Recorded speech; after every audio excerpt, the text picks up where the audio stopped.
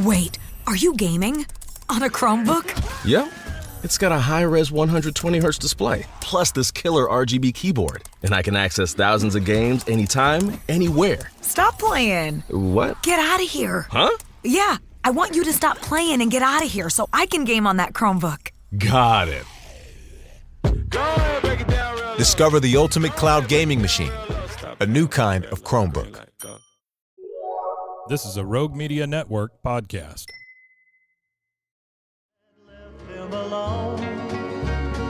The Waco History Podcast is sponsored by Brotherwell Brewery on historic Bridge Street in Waco. Welcome to the Waco History Podcast. We're going to air for you over the next few months a special series of Waco History Living Stories.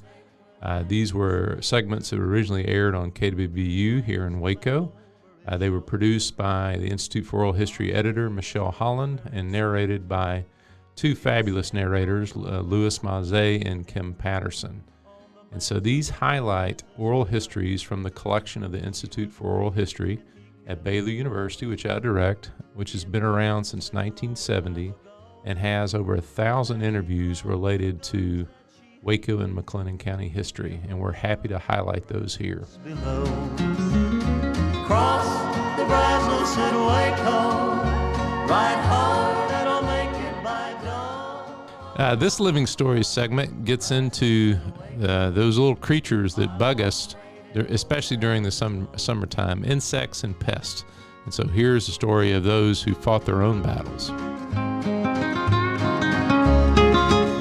Then the night came alive with gunfire. He knew that at last it'd been found. Pests, the creepy-crawly buzzing kinds, are a year-round nuisance in Waco, but are especially present in summer months when they come out in full force and bring misery along with them. Louise Murphy describes her introduction to one such pest. I didn't know anything about roaches until we got an icebox. I got acquainted with Mr. Roach, and off and on all the years we still have a problem with Mr. Roach, because they can get in these cracks in the ground where they're shifting there, and you cannot get rid of them. Well, what do you think it was about the icebox? Oh, they was full of them. They loved that. It was coolness. Besides that, it had moisture down in under there, and they clung to that. And I didn't know what there was until we got one, and I couldn't imagine what that was. She recalls an experience with bedbugs in the 1950s. Boy, they get in your bed, they get in your walls, and they would get in the cracks of the under the house, the cracks and what have you. And what they do, when you go to sleep, you couldn't sleep with them things, that sucking the blood out of you. So my dad said, what have we got into? I said, bedbugs. Murphy explains that she and her father waged war on the unwanted guests by using DDT. I said, well, go to the feed store and ask them if they got in. I heard that would just get rid of everything, our roaches and everything, which he did and brought it in, and we made a solution. And I got a paintbrush. Now, I went around every window. I went around our mattresses on the beds. I went around the baseboards, and every room was painted, just like I painted the door facings and all with paint. I don't believe I had to do it twice. It just once, and I got rid of them. Boy, I want you to know, I kept that stuff as long as I could because I didn't want it anymore. Right. You know, but the roaches will come back. Thomas Wayne Harvey tells how his family dealt with mosquitoes. Every once in a while they'll get bad, but we'd burn cork, like a cork in a fishing cork. Same kind of, you can burn that, just it'll burn slow, you know. That thing will burn for hours.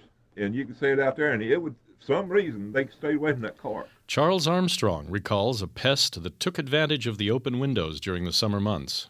Flies was a nuisance, and my family would give me so much for flies, for killing flies, see. And I went around the house all the time with 2 fly swatters. And saving flies, put them in a jar and save them, see. And they'd pay you so much them flies. My brothers, they're pretty strict on me. If they caught me cheating, they'd get after me, see. Insect pests are unfortunately a part of life and annoyingly resilient. It's easy to understand how the urban legend began that says cockroaches are the only things that will survive a nuclear holocaust. In Waco, ride hard and I'll make it by dawn. Thanks for listening to the Waco History Podcast. Like what you heard? Subscribe, rate, and review our show on iTunes so we can reach more listeners. You can find show notes and info on every episode at wacohistorypodcast.com, and more info on Waco's past at wacohistory.org. Our theme music, used with permission, is Cross the Brazos at Waco, performed by the late Billy Walker. For more info on Billy's music, go to billywalker.com. Thanks for listening. We'll see you next time. When I reach San Antonio.